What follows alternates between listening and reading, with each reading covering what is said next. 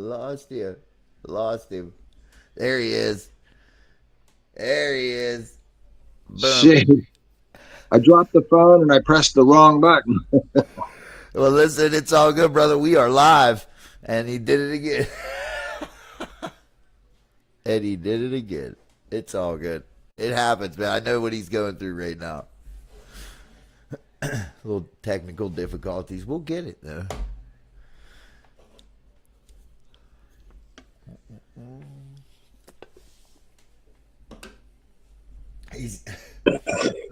You're going to be a wizard by the end of the night.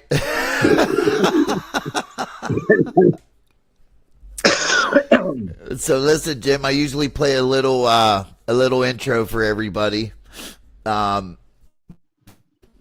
know what I mean? I was going to give you a little introduction here. I like to mess around with a little bit of this stuff. And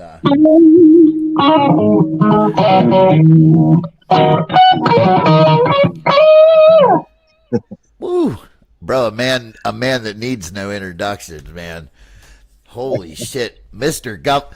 Can I just call you Jim? But you say my last name is 3 syllables. Gus, tough, like leather, tough, son. Gus, tough, son. Gustafson. You Yes. can call me Jim, it's fine. Or POOBAH. So mine is Bartolozzi. I got 4. Tolazzi. Bartolozzi. You say it one more. Bartolozzi. Bartolo. Z. Z. Yep, Bartolozzi. All right, is that how do you spell that at the end? All right, Bartollo. 2 Z's is in zebra, and an I. Alrighty. Well, nice to meet you, Mr. Italiano over here. Well, it's super nice to meet you, and I want to thank you for giving us a little bit of your time tonight. And we already got Mr. Dan Gray, who absolutely helped me out with this one. I'm extreme. Listen, I put you on today. I told you earlier, bro. Mr. Destroyer. Soon as that jam come on, bro, I was like, oh, dude, yeah. Dude, and your time, dude, so that was like, that was a big Sabbath time, right? Yes. Was that a big influence in some of your music making and stuff? I mean, them along with so many. There was a lot of good guitar players in Northeast Ohio. Tony Pokovic, Phil Kagi, Joe Walsh. Oh, yeah, Joe. Okay. Also, there's some really good guys that I, saw play a lot, and I learned every single thing I could from them. And then I got into Judas Priest early through a friend, and then I ended up doing a show with him. How did that feel like, because I know I had my round circle moment when I won the competition, because I never met those guys until I turned that jar in, and that was, my idols. I'm like, I'm looking at the moonshine gods as I'm handing them the jar. You know what I mean? So like, I love to hear that. How did it feel for you knowing that you were gonna, jam with Judas Priest for the first time? Was you like, I was really pleased that I got that gig, but I had an album out in Northeast Ohio, and it was getting played a lot on the radio, and somehow the timing was right. I had something going for me that made me a decent person to add on to the show for the club. It was a big place, probably held about 2,000 people, and there was more than 2,000 people in there. Right. So, and then how does it feel to have when say for at that time 2,000 people and they're all singing your song, man? It was really cool to hear them all clapping. There was one guy though down in the front kept yelling, "Get off the stage and let you out of He's like, no matter what we did." And we had a killer band, and we went over great, except for that one guy. right. I mean, it just won. There's a funny story for you right here. Let's hear it. The stage, they would not let us do the encore. I'm not surprised. It's happened many times. So anyways, they drug our amps off, so we weren't going back out no matter what. And the road manager comes walking up to me, and I thought he was maybe going to tell me to get the F out of the way. And he goes, "Hey, bloke, come here." And I walk over to him, and he goes, "I want to compliment you and your band." He goes, "'Cause nobody threw nothing at you."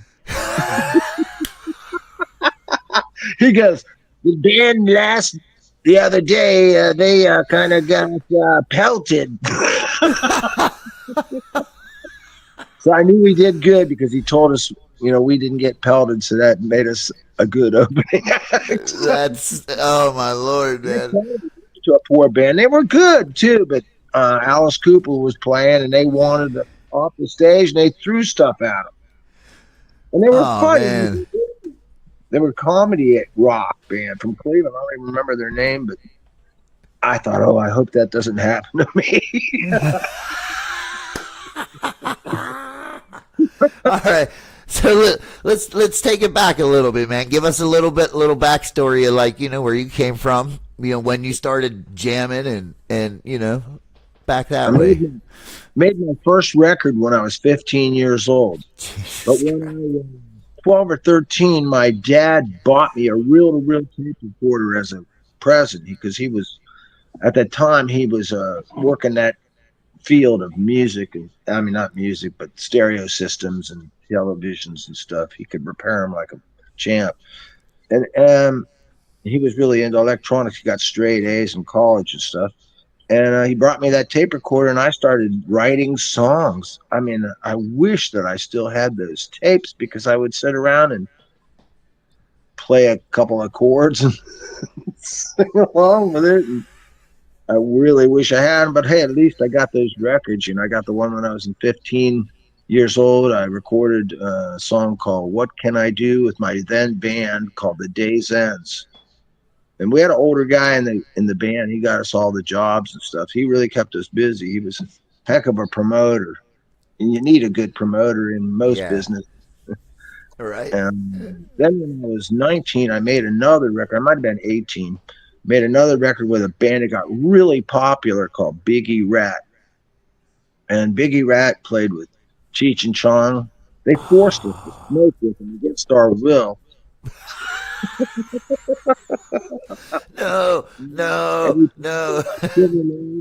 And we played with Ted Nugent. Oh, the Nuge.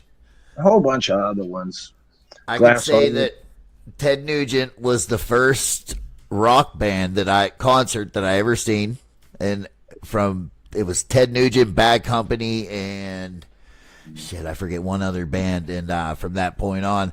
But then I always grew up, my dad would always like Sabbath, Molly Hatchet, he was into all that kind of stuff, man. And I wish he was around today because I know he'd be like, "Yeah, I know that dude, those dudes," you know what I mean? Because you're right up his alley, man. This is his kind of music. And dude, I heard it, dude.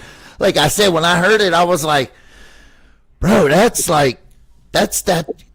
You just have that nostalgic time to your sound, man. Like back then in the 70s, you were jamming it, bro. You were writing licks. I was just doing what came natural to me, and there was so many good bands in Ohio and Pennsylvania. And I grew up in that circuit of Cleveland, Pittsburgh, Youngstown, and Buffalo, New York. And you got any some good of the bands were staying in their own area, as they'd travel maybe 50 miles or something. We thought that we would become more popular, so we hooked up with a booking agency, and he booked us, Vermont, 20 shows in Canada, Detroit 4 times, Chicago twice, Akron, and we went so many places, Delaware, all over Maryland, all over West Virginia, all over Ohio, all over. We went to Kentucky, we went to Nashville. And we did really well at a lot of those shows and touched a lot of people, and ended up, that really helped us out now because people will buy these albums. Yeah, fuck yeah, man. Yeah.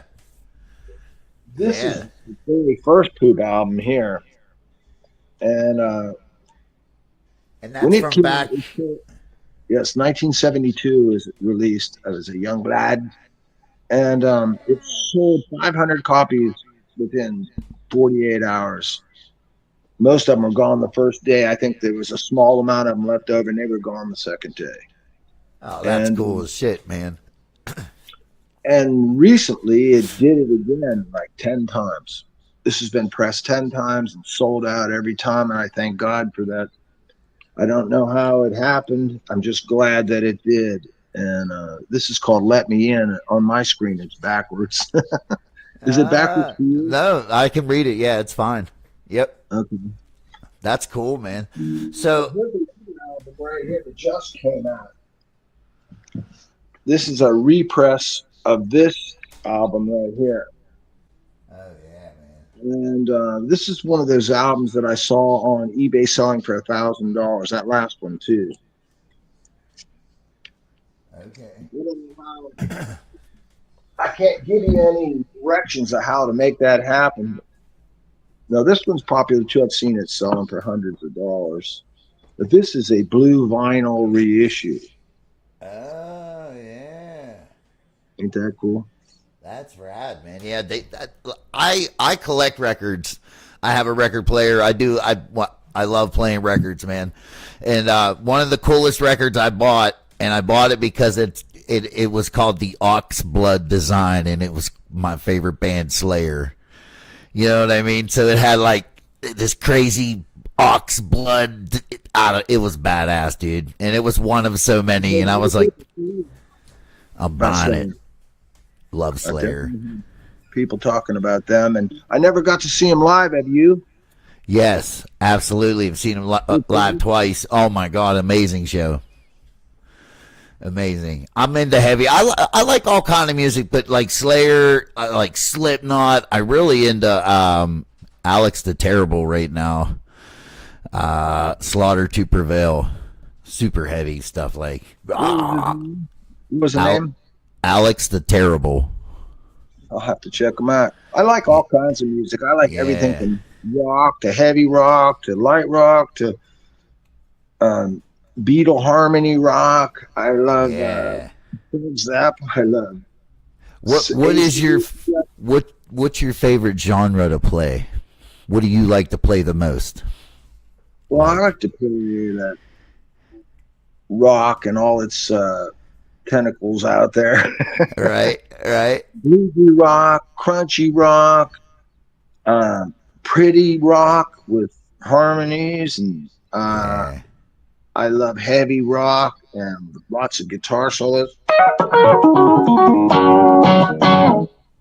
Yeah, I love it. I've written hundreds of songs, and I've managed to have.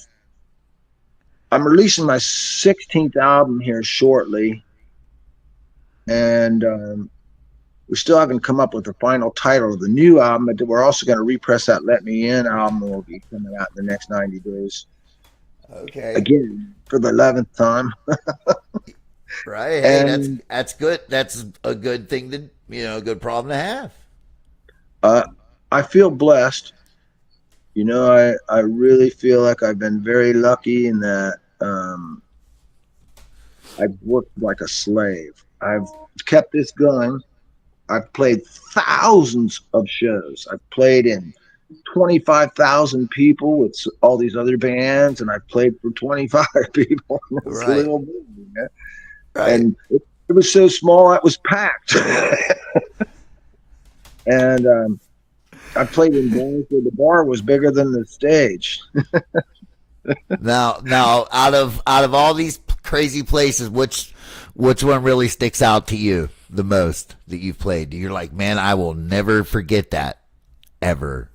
I'll never forget the night we were playing a Wednesday night at the Cleveland Agora. On Tuesday night, me and the bass player had driven to Pittsburgh and saw the Who.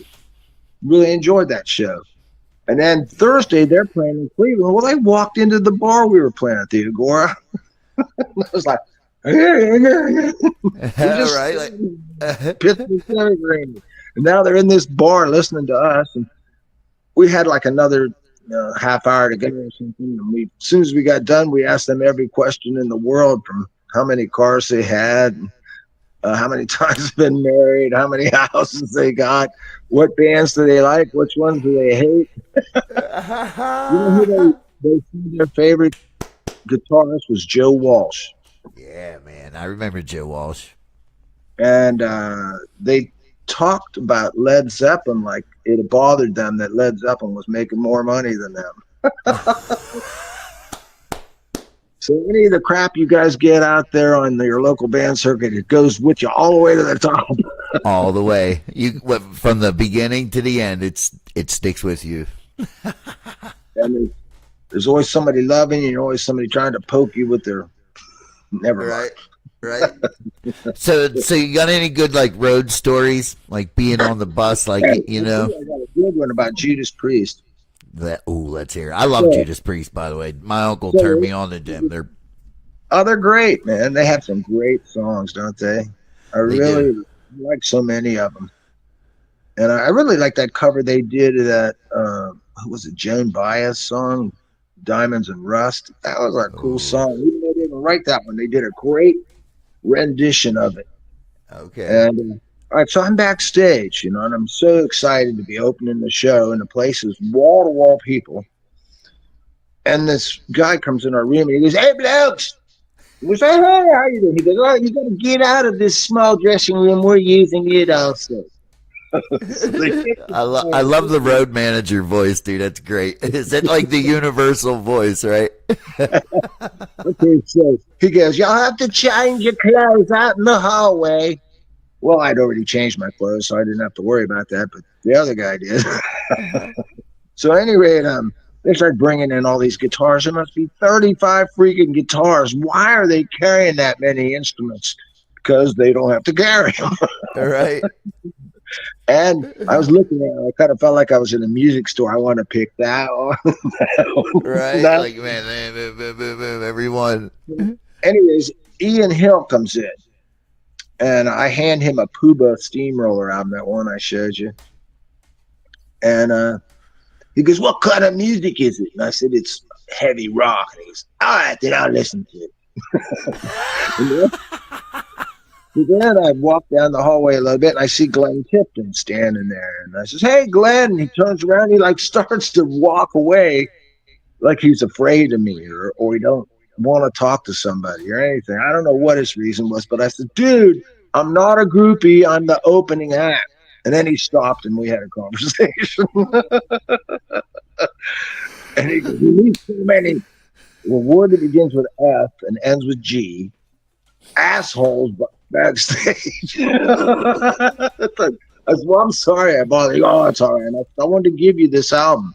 So I give him my album, and he goes, "What kind of music is it?" Like, I'm not going to listen to it unless it's hard rock or metal. And that's the good stuff there. And about 2.5 years later, I thought I could have swore I heard some of my lyrics off of "Jump Through the Golden Ring" in that song called "Heads Are Gonna Roll." I'm flattered. I'm not mad. I'm not gonna make no big stink about it. And that happens a lot in the entertainment business, where you got a great idea. Well, there it goes. You are absolutely right. You have to, one of the first things they had told me in the business that I, in the liquor making business, same thing. You got an idea, you want to really just keep it to yourself. Yeah. I found out because I posted the title of a new album I was making on one of the sites that me and a bunch of other guitar players are on. And next thing I know, he's coming out with an album almost identical to the title that I think. And both me and this guy, who I'm not going to mention him, are endorsers of a product out of Chicago, a guitar product. And there he goes, and right after I put that thing, a couple months later, here comes his CD. He didn't have a vinyl, but it had the same damn title, except for he added a word to it. He added one word to it? Yes, he added the word "loud" to it. but the other 3 words were my album title. Hey, what are you going to do? This is the kind of entertainment business has so many people that steal your ideas or your royalties. Yeah, right. Yeah, royalty ideas. You got to figure out how to put that word together. You know. I've met many famous people that I've opened shows for them, or got lucky enough that I ran into them at a steakhouse. And I would hear this story over and over again about how they only got 50 cents on an album or something, that they had to split 4 ways. Yeah, like, I mean, I don't know. I don't know how that all works. I've never, you know what I mean? I've never had to do anything like that. So here's a warning for all the musicians out there. There's a new thing going on where other people go and try to steal your songs off of submitting false forms saying they wrote your songs or they have your publishing. And if you ain't careful, just because you got your song up there on the internet doesn't mean that somebody else hasn't gone and tried to steal your royalties. Right. In one way or another. You were asking me other road stories. Here's an insane one. We're playing in Rush's hometown of St. Catharines. And we're hoping that maybe they'll walk in the bar and come see us, but they didn't. And we played there for 4 nights. And on the last night, Canada's a fun place. But after 4 days, we wanted to go home and see our ladies and get back and see our friends and stuff. And right. Do some partying in our home turf. Well, we got about a half hour left in the night once again. And in comes like 20 or 30 policemen. And I thought, oh no, was there a drug raid or what? Run. I'm running. The police comes walking up to the stage and he goes, which one of you guys is the band leader? And I said, I am, sir. And he goes, come here. He goes, I need you to keep these people in this bar. I know you're supposed to quit in 30 minutes. He goes, but you got to keep playing until I come and tell you, because there's a sniper up on the 3rd floor shooting out the window. I said, what if he shoots through the floor? And he goes, well, there's several other floors, so you won't make it. Just keep playing. Don't ask questions. So anyways, I didn't want to end up in jail in Canada, so I shut my mouth and went back and told the band, hey, this is going to be a long last set. And I think we just keep going. We were supposed to quit, and a quarter after the hour, he came back in and said, all right, we've arrested him. And then I watched the news later that night, and it was a guy that had been in the bar. I remember him standing in the back going, hey! And he bought one of those POOBAH US rock vinyls off me earlier in the day and bought me lunch in the cafeteria. Well, I don't know what happened to him, but he got drunk and started shooting out the window. I wonder if he got to take his album. No, man. But hey, trying to get out of fucking lockup, like, where's my album, man? That's from America. Don't you steal that? Bye-bye, man. Years ago, we had a roadie, and he took our bass player to go buy some LSD for some reason. Anyway, I guess they got so high that they were sitting with his van in somebody's driveway he didn't even know. Floating around, just hanging out, man. The police came along and arrested them, right. And they stole his $2,000 Les Paul bass out of the back of that van. Whoever the coach was, they got themselves a tip. Man, does that happen more often than not? Like, because I feel like I hear about that a lot. Like, a lot of guitarists or someone stealing their stuff. Like, does that really happen a good bit? Well, I try to watch my stuff as much as I can, and I even pay someone to watch me so I could go outside for 5 minutes. And it's somebody I already brought with me. It wasn't some stranger. Hey, will you watch my guitars? Yeah, right. Here's my fucking my money makers. Just hang on to them real quick, please. Well, at any rate, when I was outside and I come back in, we're almost done bringing our stuff out to the truck to load back up because we played at some reform school in West Virginia. Down in the middle of West Virginia, we played at a reform school, and there was nothing but boys there, and they cheered loudly. They loved that their school hired them a rock band. The only problem was they stole our $150 strobe light when we left. One time we played in Akron, and we were playing there for 2 nights. And it was really a fun place. We had a great time there Friday night. And Saturday night, when we come back to play, the place was burned down with our equipment in it. All your stuff was in there. But you know what? It only burned the other half of the building, and they got the fire out before it burned our stage. But my Marshall amp was covered with soot. Took a long time. Scrubbing with, I can't even remember what we used, Murphy's oil soap or something, to get that burnt smell off it. I still have that. Does it still stink? Does it smell burnt? It quit stinking by putting dryer sheets in the case. Rubbing them down in it. It probably worked.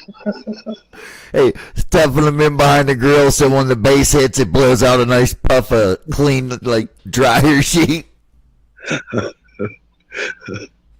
Then I remember one time the bass player was going to quit, and he took his mic stand and rammed it through my guitar speaker cabinet. And it wasn't like I could get him to pay for it because he didn't have any money. He was brokered me. Oh, no. So what do you do in that situation? You know what I mean? Like, I paid him $130 and got another speaker for my 4x12. And I was told, I'll take care of that. Yeah. Hey, man, don't worry. I got that. I'll take care of that. Yeah. Guy, he wanted to sit in with our band in a really crowded room full of people. Right. And I didn't even know this, but he jumps up on the stage. He's been drinking beer, and he jumps up on the stage and hits the guitar and catapults my $4,000 custom Jackson, kind of like Jeff Beck's. Right. 24th fret custom.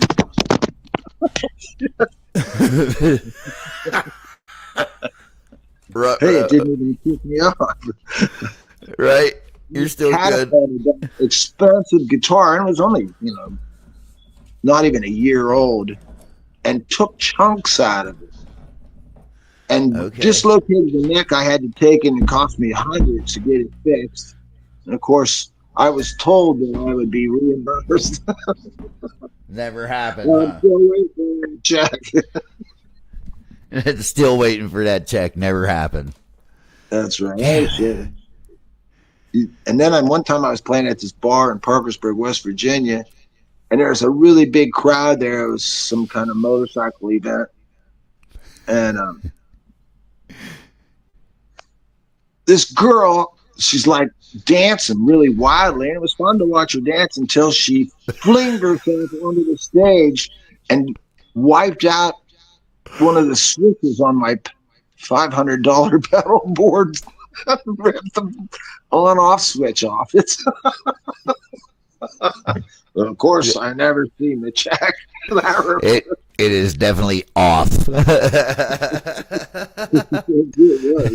Hey, in that minute, it's like when the record skips. When the record skips. Yeah. So I've seen a lot of crazy stuff, and I've rode for long ass trips with somebody that for some reason they like to torture other people. Who was that? Not physically, just where they say stuff to you that annoy you, and just keep it up, keep it up. Somebody that you go and you pick them up, and they don't even have a car, but they still will tell you go F yourself 5 hours away from home, and you're just thinking, what's to stop me from opening the door and kicking you out here in New York? Man. I've seen a lot. Seen a lot. So I didn't make them do it. How old were you when you established the band POOBAH? 21. 21. Okay. So man, you were in your prime. You were letting it rip, man. Did they come along with better guitarist now because of everything I've learned, because I've always kept practicing and always try to come up with new song ideas. But there is a certain thing about that first album that we made. It was almost like it fell together like magic. And it's hard to believe that it ended up in Rolling Stone magazine top 10 album of the year. I just was completely blown away by that. I'll send you the article. I made a file out of it. That's awesome, man. Like, that's an accomplishment in its own right there. You know what I mean? Like, and again, you said it there too. Like, it just kind of, when the good happens, it's usually just kind of falls together like that. It seemed like, even though we're all a little bit nutty, it seems like most of the musicians I meet are somewhat insane. And some of them are really businesslike until you spend too much time around them. Right. So off the bat, like, so when earlier in your career, what was one of the bands you would be like, no, I don't want to tour with them ever again? Well, I opened 2 shows for Alice Cooper, and at the second one, his roadie had some kind of issue, and I'm not going to say it began with H or anything like that, but he had some problems. And my roadie comes to me. I'm trying to watch them play after I played, and he says, go to the back right now. Don't ask any questions. And I go back there. Here's this roadie rolling my Marshall stack up into a Ryder truck. And I says, hey, where you going with that amplifier? And he goes, what are you talking about? And I says, well, it says my band name on the back of it. Do you think that's why I'm asking? He was, hello. Oh no. In 5, we have technical difficulties. And we are waiting. He will be back. What's up, Mr. Daniel Stevens? Boom. And he's a pro now. He's a professional, man. It took you, boom. I just, give him a quick little commercial break. okay. Jim, that was perfect timing. Right. I've also gotten lucky recently where I had a Hollywood agent call me, and he got a hold of me on Facebook and sent me his phone number, and I called him, and he asked me if I would like to have one of my songs in a Nick Nolte series that was going to be on Netflix. I said, no, I signed the contract.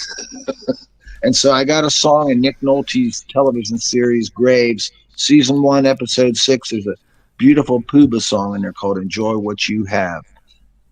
And then he calls me again, and he goes, would you like to have a song in that girl from X-Men's movie?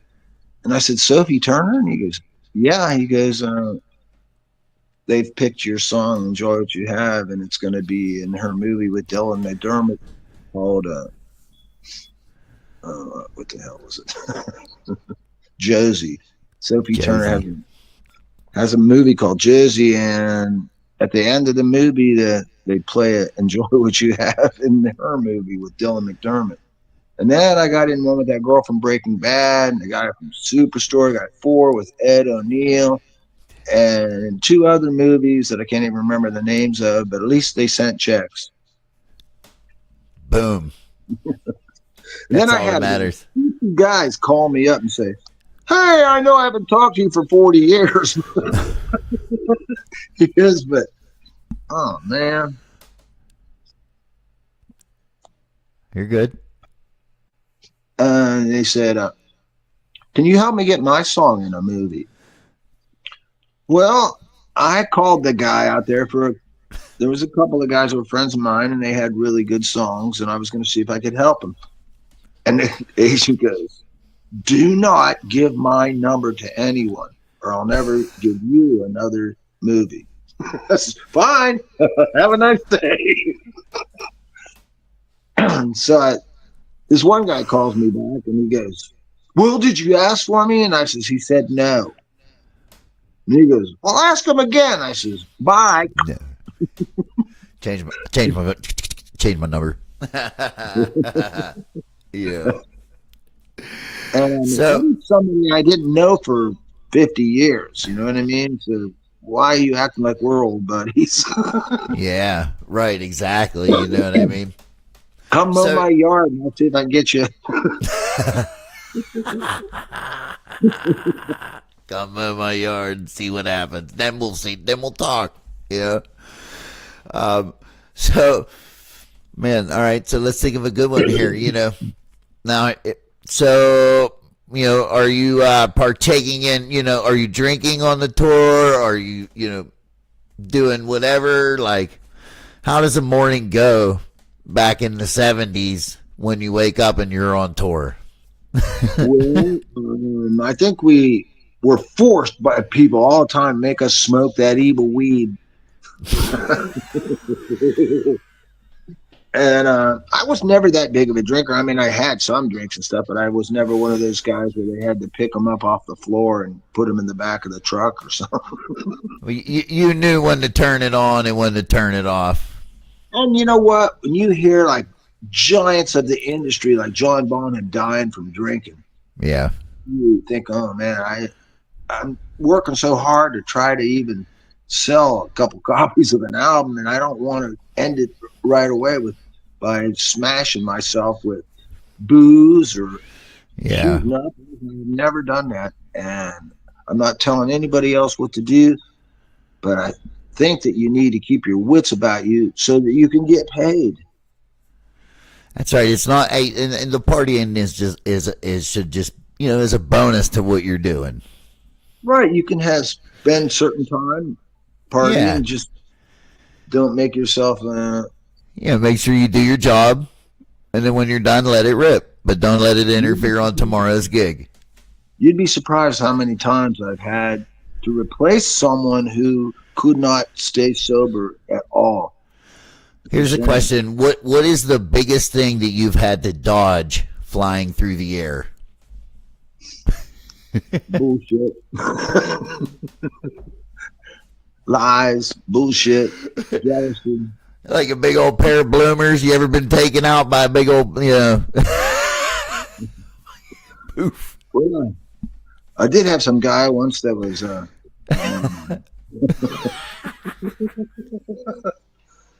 and I'll tell you what, one of the advantages of playing guitar is when you're single, and I'm not right now, I have a long-term relationship with someone.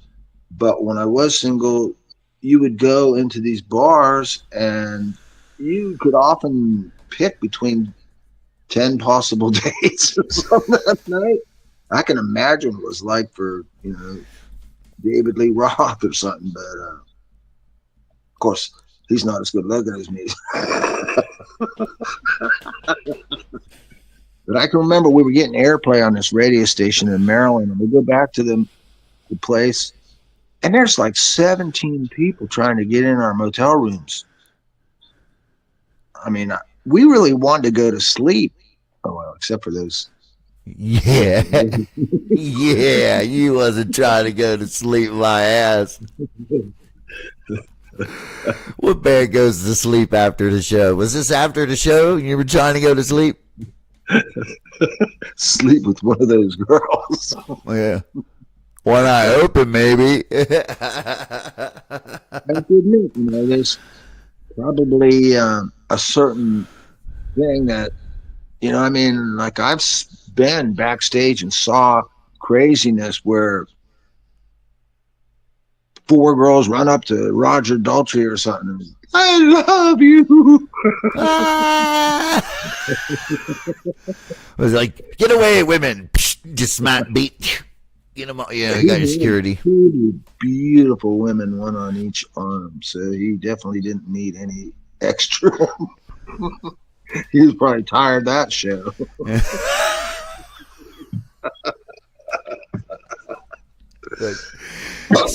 Excuse me, can I get extra towels, please?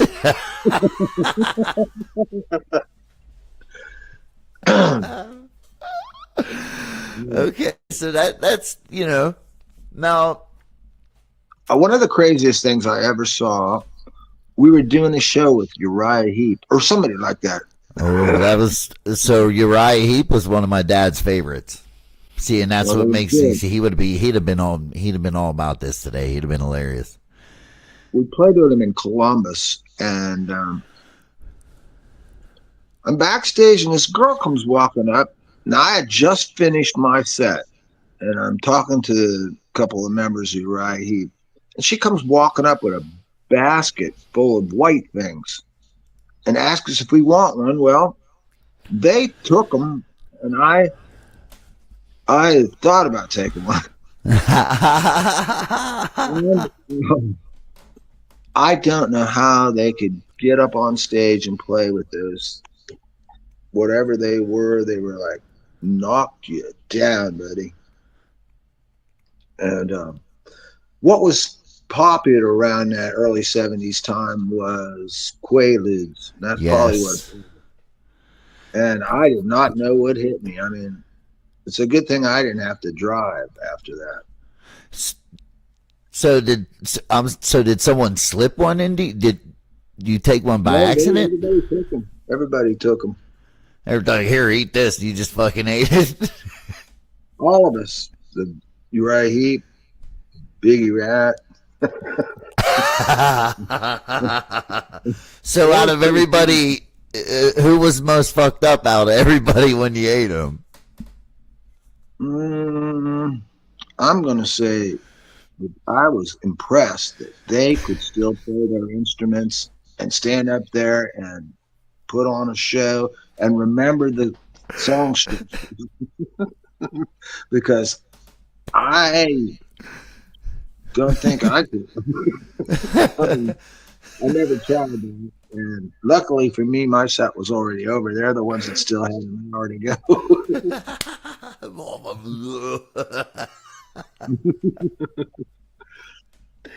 I mean, this is how I look at it. Like, you got the pressure of all the people watching you, though, so that ought to freak you out alone. And then you want to throw some Quaaludes on top of it. Jesus Christ. You feel like someone might have to, like, pull you out of there. Like, I've never had a Quaalude, but I remember some of the stuff my mom would tell me. Good business. Yeah, right. Quaaludes don't mix with a lot of things, I hear, right? They don't mix with anything except for staying home. Yeah, right. Right. Quaaludes and Valium, right? Like, lights out, you know. I don't know how anybody could think they were going to go do a job on that. I mean, it's just like knocks you to the dirt. You got any ludes, man? Yeah, I also did a show with Cheech and Chong, and backstage there were people smoking that evil weed. And there was naked women running around back there. Of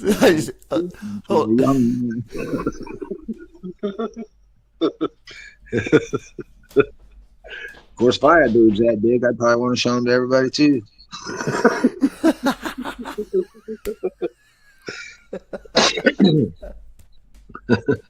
I love it. I love it.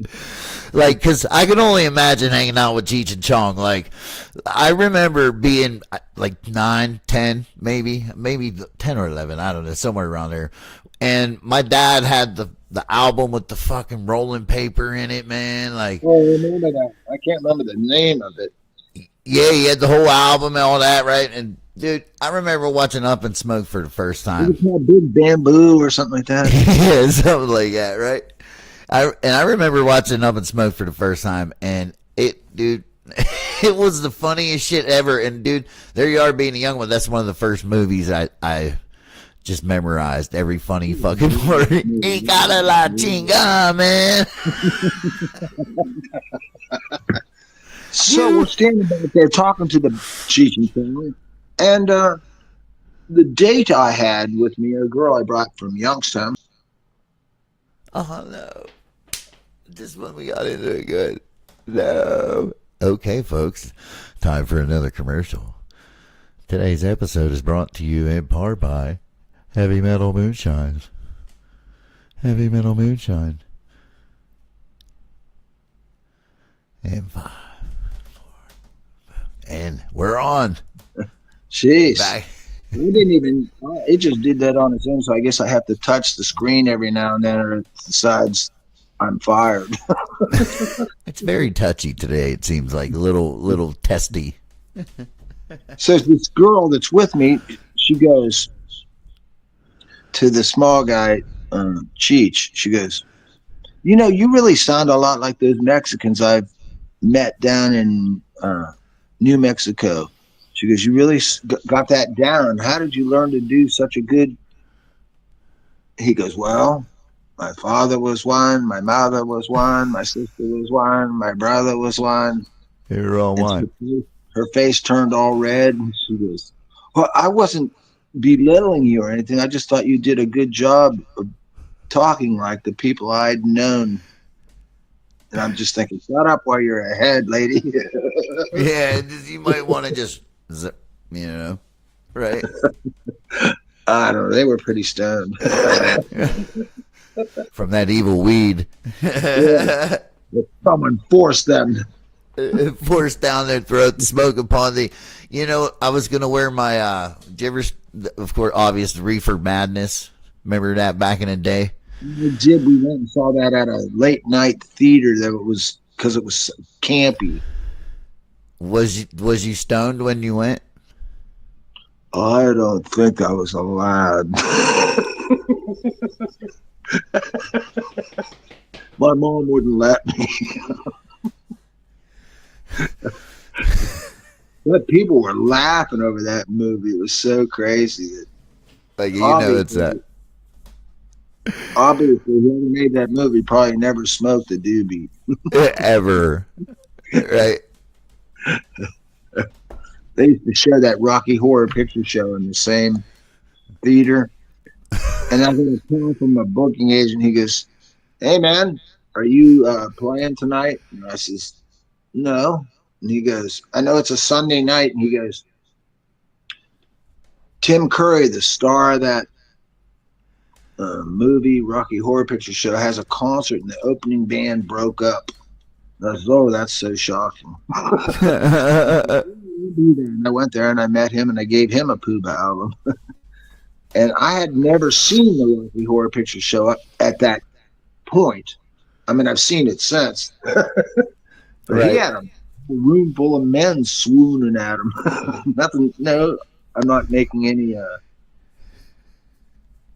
forgot what I was talking about, but I'm not accusing anybody. No, we're not. Whatever. Moving on. I just noticed that he had more men than the last band did. And they liked him a lot, man. I mean, they were swinging like he was Elvis Presley or something. It was something to see. He had a pretty good band, too. He really had a good band.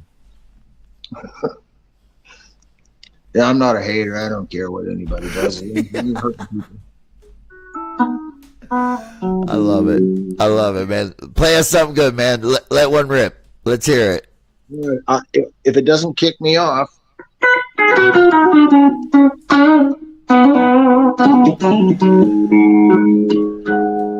Legend.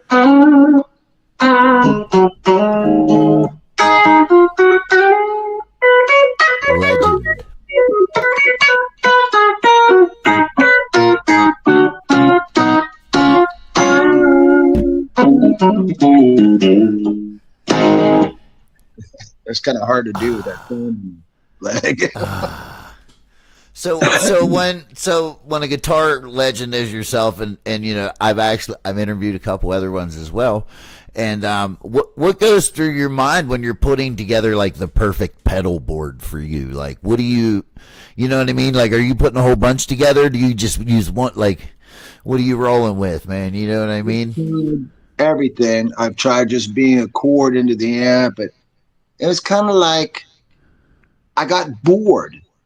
You know, I didn't want every song to sound the same with what I was doing. So I started experimenting so I could get other sounds and stuff, because not only did I like Black Sabbath, but I loved Pink Floyd, AC/DC, and Styx, and a whole bunch of other bands. And I liked all the different sounds. I really dug Mahogany Rush. I got to meet them. I gave him a POOBAH album, Frank. He's a hell of a guitar player from Canada. And Mahogany Rush drew a nice crowd, and everybody loved him. I was impressed. And he had longer hair than me.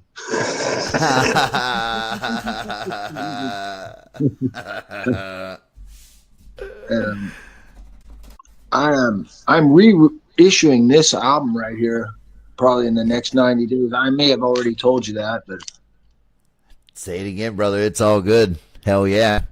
That one there's gold vinyl. It's been out on yellow vinyl, gold vinyl, black and white vinyl, black vinyl. Hey, you should just do a Steeler version, black and gold. I like the Steelers and the Browns. So that was going to be my next question. You have mentioned Pittsburgh a couple times. You got any? Pittsburgh and Cleveland. So I was go to either team. Whoever was winning, I loved them. You have any good Pittsburgh stories? You ever, you know, how is the crowd here in Pittsburgh as compared to playing out there or other places? Well, we played a show in Pittsburgh last summer. I'm trying to remember the name of the place, but it was a good sized club, and it was right next to the stadium. Okay, and so there was so many people there. There wasn't room for all the people. But with a band playing, a lot of people came in just because they heard music, and all the windows were open. They had those modern bars where the windows swing open, and people sit out there. They had not one, but two areas where people could sit and watch the river, and you could see all the people coming out of the stadium. Boy, that stadium had a lot of people in there, and they won that night, so people were really wanting to party. And well, they say we're a drinking town with a football problem. Here's a Pittsburgh story for you. I was back in the 70s. I was playing at this bar in a town called Millvale. Yep, I know where that is. And there used to be a bar there called Caesars. I don't think it's there anymore, but I had gone and saw the Who again, and the next night I was booked at Caesars in Millvale in Pittsburgh, and at the end of the night, I threw my guitar up in the air like Pete Townshend, and I missed it, and the neck broke off. It cost me $500 to get it fixed, but the crowd gave me a standing ovation. He's like, straight, I'm going for it, man. Yeah, what happened was I didn't see the cables that were right there on the floor, and it tripped me, and the Gibson Les Paul Black Beauty went flying into the audience, and the neck snapped off when it hit the floor. Oh, man. Listen, them chords, I got a funny chord story for you, right? But it's not for a guitar chord, right? This is a true story. I haven't told too many people, so you're going to laugh. So where I live here, we have a bigger building down below, and I was down there cleaning it up one day. So the shop vac I was using was just blowing dirt everywhere, and I'm fucking dying. I'm like, because it's a barn, right? Like, it's a working barn. So then I look around and I'm like, wait a minute, we got one of them old Kirby vacuums, right? Like, it's metal. It's like a metal, but it's like a tank on, a stick. So, yeah, right. So I'm using it, and nothing's happening. I'm angry at this point, right? So I'm like, son of a bitch. So, and it wasn't working. Like, nothing was working. So I fucking smash it, boom, boom, right? So I grab it and I'm spinning around to go to throw it out the fucking barn door by the thing, and I throw it, and then dude, the vacuum's rolling, and then all of a sudden it stops, and dude, I look straight up because I'm on my back, because every time I was spinning around, the cord was wrapping around my foot, and dude, no shit, when I threw that thing, that cord wrap, dude, it put me on my back like that, boom. I was like, because that's what happened. I almost ripped my little toe off with that thing. I was using it, and yeah, dude, because it's metal, it's heavy, and I almost ripped it off. Dude, never again will there be a Kirby in my house. It took me down. That's a true story. I never had luck with vacuum cleaners. I always seem to break them. Well, that day it broke me. I won, though, because I ended up throwing it away. To see. Yeah, that was a good time. For you. This was early 70s. I was playing in this bar in Canton, Ohio, and this booking agent comes up to me. I knew him because he was from Pittsburgh. That's what reminded me it was you. And he goes, I want you to meet somebody. And I go over, and we're having a really good night. This is a Sunday night. And the place is wall-to-wall people. It was just everybody was out that night. And we were getting real popular in that area. And I walk over to this guy, and he's an older guy. He's probably 65 years old. And he shakes my hand, and he tells me that he is Kenny Rogers' older brother, Leland, that had that record label with the I can't think of it at the time, but he had the 13th floor elevators. Anyways, he goes, this booking agent told me to come here tonight, so I came up from Nashville, and I want to sign your band. And I said, yay! So at any rate, 2 weeks later, I find myself in Memphis, Tennessee at this recording studio. And I meet the engineer, and he turns out to be that guy that played bass on that hit record, Let It All Hang Out by the Hombres. Yeah. And when I walk in the studio, I look over, and sitting there at the desk where you mix the songs, there's Jimi Hendrix's bass player, Billy Cox, sitting there. I said, what are you doing here? And he goes, Mr. Rogers has hired me to produce your album. I was like, yay! So how was that? Like, does that blow your mind right there? Or are you just like, holy shit? I thought, how could this happen? How could I be this lucky? And I'm still friends with him now.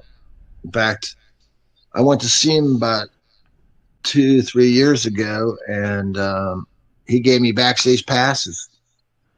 And we met. Yeah. I met the Megadeth at Dave, and Joe Satriani, and Eric Johnson. And I just said hi to them.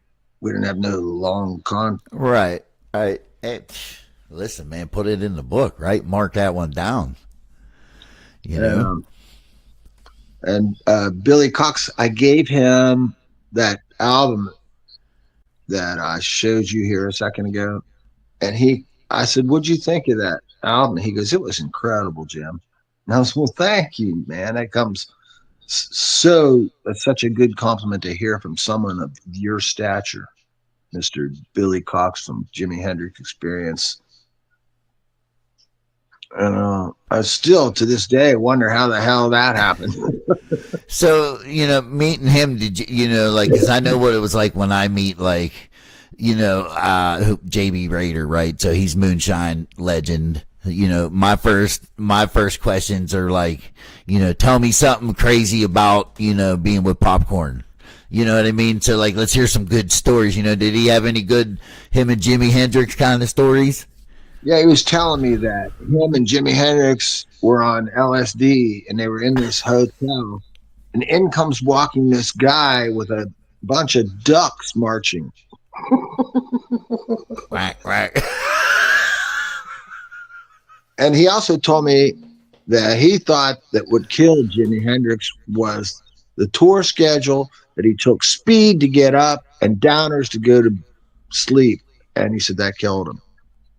That's what he told me. I mean, whether or not someone else has other stories, you can take it up with him, Right. because I'm more inclined to believe the guy that was there. Yeah, absolutely, man. Absolutely. Yeah. And Yeah. he told me about that Noel quit, and it was like really a lucky break for him because he'd already played with Jimmy before in some other bands. So he was somebody he knew was really a skilled bassist. And then, I'm not saying anything bad about the other guy. Right. He took his place and was on all the albums from there on out that Jimmy made. And it was pretty cool to go to Nashville to play, and that's who we were opening for, was Billy Cox and Nitro Function, who they have an album out after Jimmy died. And it was a girl guitar player and a drummer from Washington, D.C. I don't remember his name.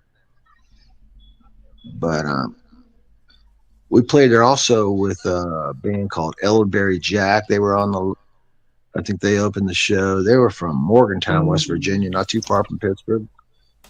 Now, who was any heavier bands? You know what I mean? Of that time? It was time? another band, but it was all girls. And I think they were called Sugar. And I never heard from them again after that. And one thing I do remember, that same booking agent was there from Pittsburgh. I can just remember him lusting after those girls. It's like he didn't have anything else to say to anybody else. Like, that's too funny, man. I did a show in Warren, Ohio. And I get there, and this guy has hired playmates and stuff to, you know, bring in the customers, and he did. He had one hell of a crowd, and but that was the first time I ever did a show with Playboy centerfolds. Playboy centerfolds. That was really terrible that we were subjected to that cruelty.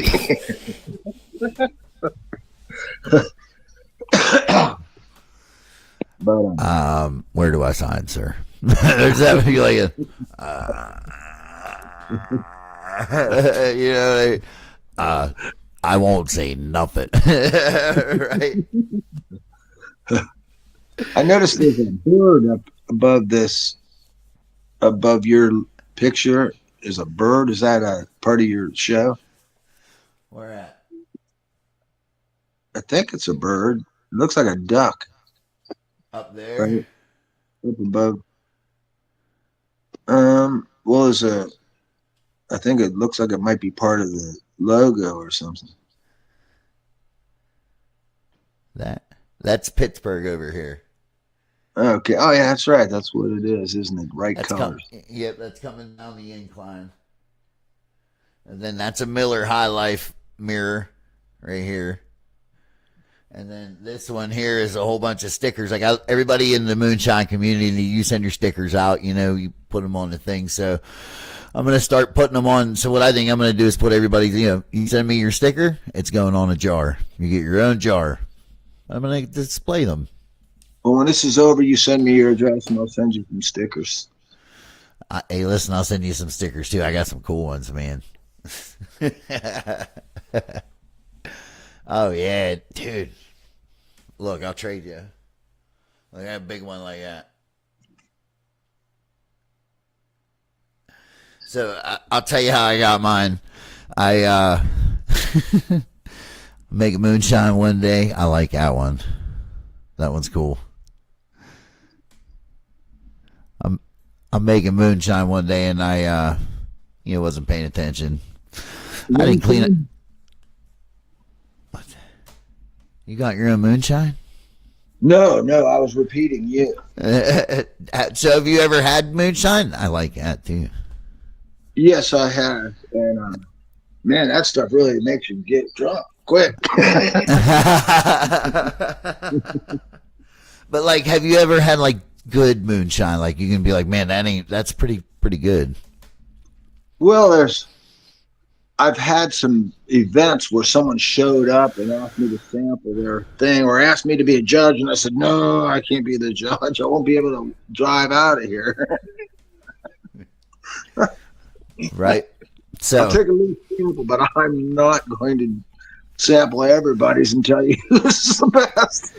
Right. And so that's what I was doing one day, and I didn't clean where the steam condenses back into a liquid. I didn't clean that out. It's called the worm. And the dude come in, he's like, man, this thing's hissing and shit. It's bubbling. I said, man, you don't know what you're talking about. I go out there, and it was. The water's boiling. It's blah, blah, blah, right? And I'm like, oh shit. Yeah, not good. So I go to shut the gas off, and the steel blew up. It opened up at the bottom, so now everything's a flamethrower coming out of the bottom of the steel. Just Nobody got hurt? Nobody got hurt, but, I lost 3 inches of my beard. Listen, every time I blinked, my eyelids would stick together for like a week because they were like I had to go like this.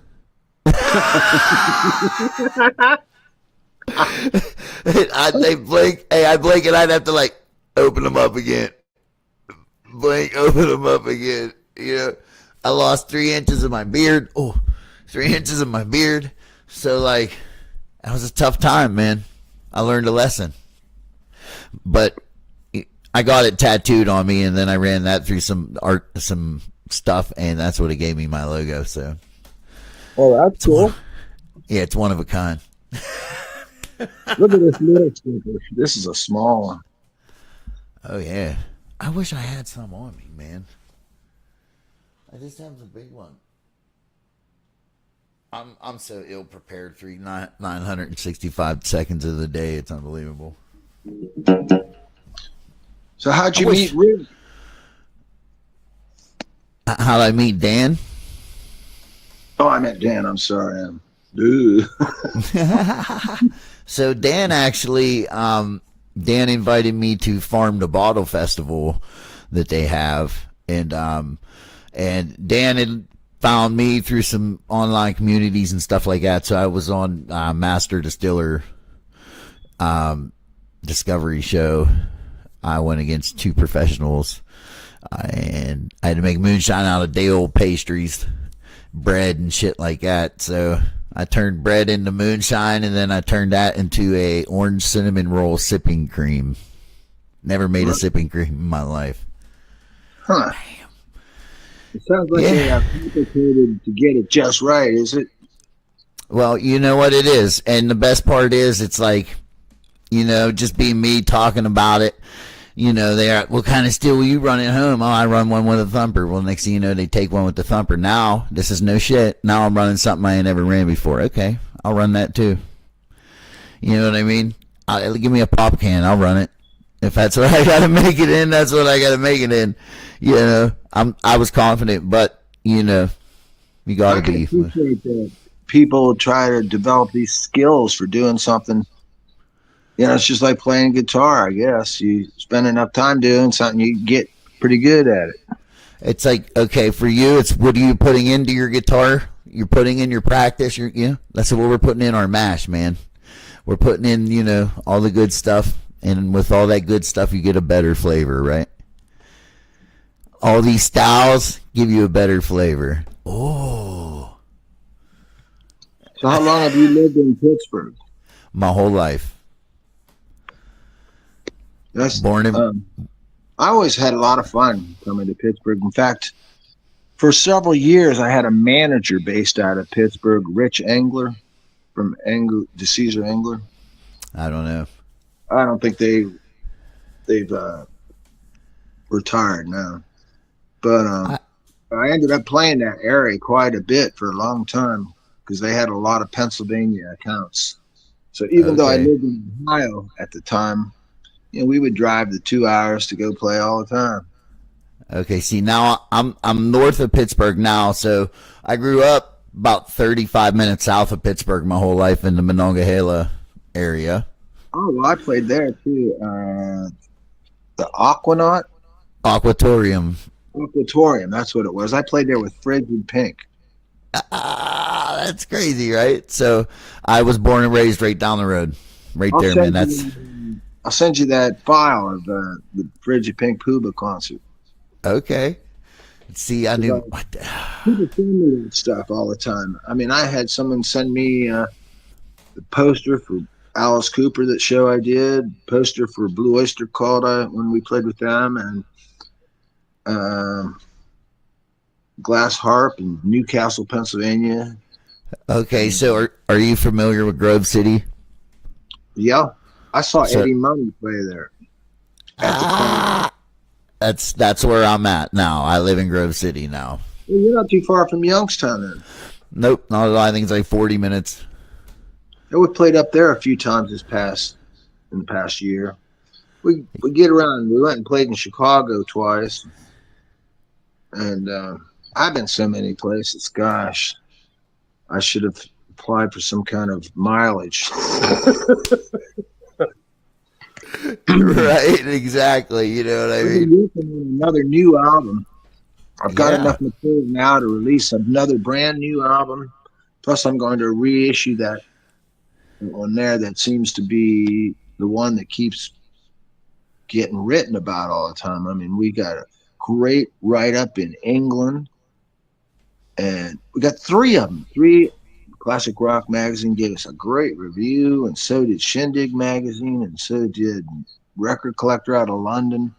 Gave us really. I can send you those because they sent Yeah, them to me. man. That's awesome, dude. And now our albums are all over South America. We got a record deal with a label in Brazil. Okay. I think I might have sent you a picture of the three Yep. of the albums that are out right now in Brazil. Yes. And we're now at all Walmarts. We're in Walmart.com. And we're on all jukeboxes in the United States. Man. That's awesome. I've had a lot of friends go, hey, I know I haven't talked to you in 20 years, but can you get my song on the jukebox? Right? Can you get my song on the jukebox? I'm like, listen, man. There are ways, The dude. jukebox company, he says to me, he goes, I really love your band. He goes, but I'm going to tell you right now, don't give my number to anybody. He goes, they can apply through the normal channels, but I don't want to hear that you think this guy or that guy. He goes, that we're taking you. I said, okay, man, I'll go, no problem. Don't give my number to anybody. I've heard that from several big wigs, like you're lucky. They're pretty much telling me I'm lucky to be in the position that I get to do it. So don't blow it by giving it away to every Tom, Harry, and Larry. Now, were the rest of the guys in the band, like when you first hit it big, they're all around the same age as you? Yes. Okay. Yes. The original band, the other two guys, one died of cancer and one died of, gosh, I can't even remember. I'm sorry. No, it's all good. He passed away about 2 years ago or something like that. And Okay. so I'll carry on. It's kind of like people say, why doesn't Van Halen do this or do that? Well, how they can't. He's dead. He was great, but you know what I'm saying. You Yeah, that sound goes with them. Like, it's that sound. It's like, you know what? It's like a well-seasoned cast iron skillet. Most of the bands can survive if they at least got someone who can sing those songs and sounds like it. But that ain't an easy thing to find. No, it's not. Just like finding that perfect drink, the perfect person that gets along with you. that wants to go play in California and Florida and doesn't want to only stay within a 30-mile radius of his house or something. It wants to go where it's warm. Let's write a song right now. I call this one He Wants to Go Where It's Warm, baby. I did have an offer to play in Florida in June, and we'll have to see if we're going to be able to work that out in our schedule. But I love it, man. I would like to go there. I've been there before, and I'd like to go there and play instead of just vacation. There you go. There you go. Go in there, let it rip, have a good time. You know what I mean? Listen, we went over the time here, an hour and 15 minutes. Well, thanks so much for having me. Listen, I mean, hey, thanks for coming on, man. I'm sure we could talk all night. I loved it. I got some stuff I got to do to get ready for Thanksgiving. And right on. I really appreciate you having me on your show. Hey, when that new one comes out, come on the show. We'll talk about it. All right. And then this album is going to be coming out shortly, and you can get it at POOBAHband.com. POOBAHband.com. POOBAHband.com. And this one's available now. You can get this. Just message me on Facebook or something, and I'll tell you this. And we have more. We got CDs, hats, T-shirts. We got the whole gamut. We got keychains, stickers. Merch mania. We don't have any vacuum cleaners. No Kirby vacuum cleaners. And here I got to play this for you, folks.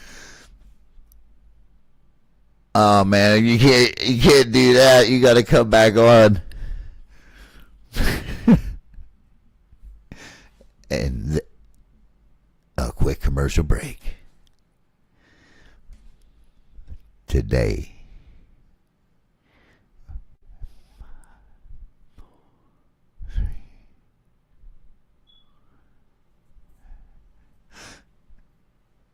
Where'd he go?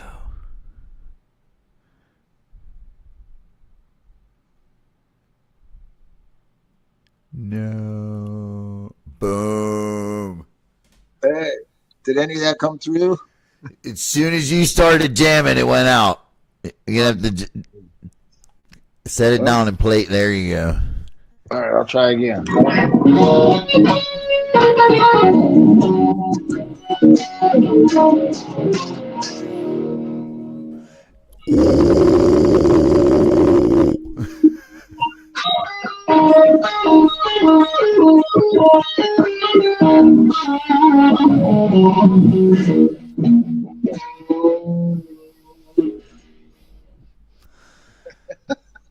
I love it, man. Brother, is it like, are you jamming all the time at your house? Or are you just jamming? I do probably jam almost every day. Man, I am highly jealous of that, man. Unbelievable. It means so much to me, and now that I've got my own record label and my own publishing company, and my advice to all you young guys out there is to own your publishing. I got that advice from many other famous stars like The Who and Steve Vai, and they say, own your own publishing. So, and what does that mean, real quick? Like, that means you own the rights to put it out, only you? That means when your song goes on and plays on Spotify or YouTube or Pandora, right, or any other service, that you get that penny or half a penny or whatever instead of Uncle Larry. Gotcha. Got ya. Right. Well, thanks so much for having me. Listen, anytime you want to come back on, man, listen, I'd love to just sit back. And if you're in the area, let me know. I'd love to come out and see you jam, man, for sure. That's my kind of stuff. Anytime we're anywhere close to Pittsburgh, POOBAH will get a hold of you So now that I have your phone number, I can call you. Anytime you want, brother. My line's always open for you, honestly. Give me a holler anytime. Even if you just want to bullshit, I'd love it. All right, my friend. Thanks for being my friend, and I'll talk to you soon. Happy Thanksgiving to you. Hey, I hope you eat a lot of turkey, but don't eat too much. All right. Thank you, brother. Have a good night. POOBAHband.com, baby. Check him out. POOBAHband.com. Thank you. All right, brother. Have a good night. All right, everybody. Man, good interview. POOBAHband.com. If you didn't hear it, it was POOBAHband.com. So we went over a little bit, but hey, thanks for everybody sticking in. And always, have a good Thanksgiving, everybody. Peace out.